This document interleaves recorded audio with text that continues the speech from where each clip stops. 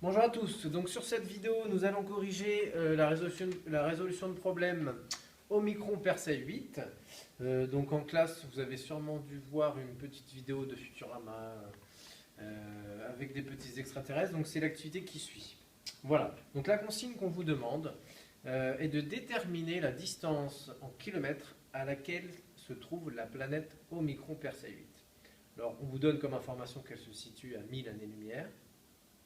Et vous avez trois documents. Le premier qui vous donne la vitesse de la lumière, 300 000 km par seconde.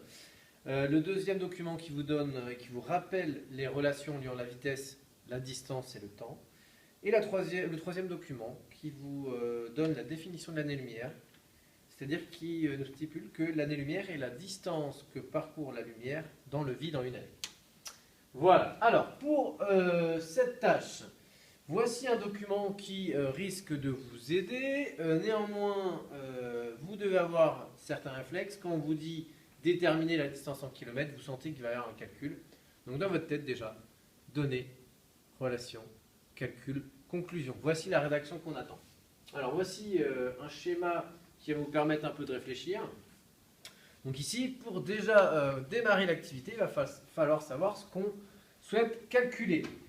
Ici, ce qu'on souhaite calculer et déterminer, c'est une distance, comme nous dit l'énoncé. Donc du coup, on ne va pas utiliser l'expression de la vitesse, ni celle du temps, mais bien celle-là, liant la vitesse et le temps, et qui nous permet d'avoir la distance. Donc pour avoir la distance, du coup, il va nous falloir la vitesse et le temps, et donc vous devez aller chercher dans l'énoncé la vitesse et le temps.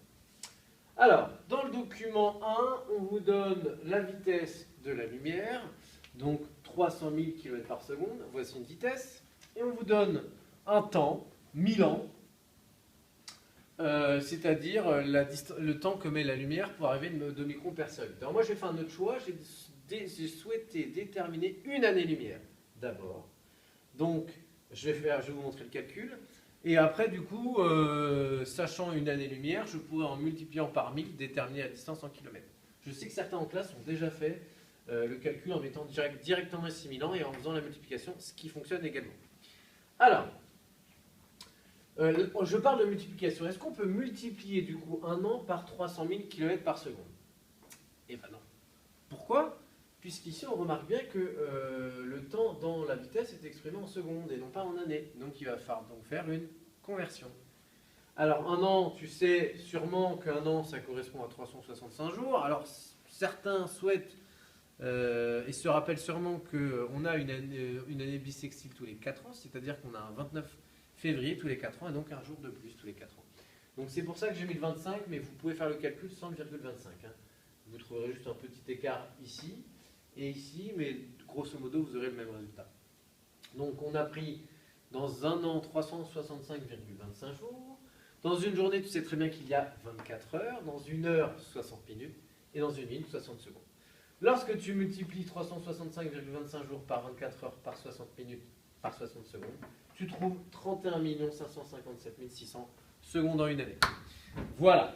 Une fois que tu as ça, tu peux enfin multiplier la vitesse de 300 000 km par seconde par le temps de 31 557 600. Puisque ici on remarque bien que kilomètres par seconde et seconde, on voit que les unités de temps correspondent, on peut les multiplier et on obtient pour une année-lumière 9,47 fois 10 puissance 12 km pour une année-lumière. Donc, pour 1000 années-lumière, il va donc falloir faire un petit calcul. Alors, si je sais qu'une année-lumière notée à L, d'accord, égale 9,47 fois 10 puissance 12 km, alors pour 1000 années-lumière, je vais simplement multiplier par 1000.